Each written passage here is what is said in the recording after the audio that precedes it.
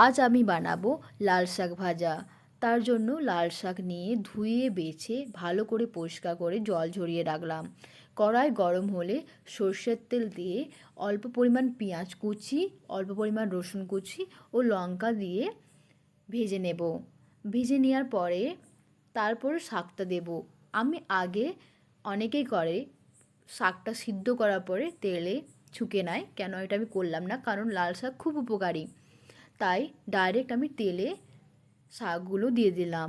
শাকগুলো দেওয়ার পরে 5 মিনিট মতো শাকটাকে সিদ্ধ হতে ছেড়ে দেব।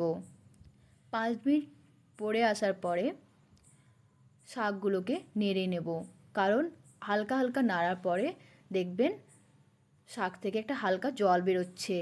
ভালো করে নেড়ে নেবেন মাঝে মাঝে, কারণ নাহলে শাকটা সিদ্ধ হবে না। তাই আমি মাঝে মাঝে নেড়ে নিলাম। তারপরে অল্প পরিমাণ নুন, অল্প পরিমাণ হলুদ দিয়ে দেব, কারণ আমি আগে নুনটা দিলাম না, কারণ শাক তো, তার জন্য আমরা বুঝতে পারবো না পরিমাণটা, তাই লাস্টে দেবেন। দিয়ে মাঝে মাঝে নেড়ে জলটাকে মেরে দেবেন। দেখবেন শাকটা রেডি হয়ে গেছে। Thank you.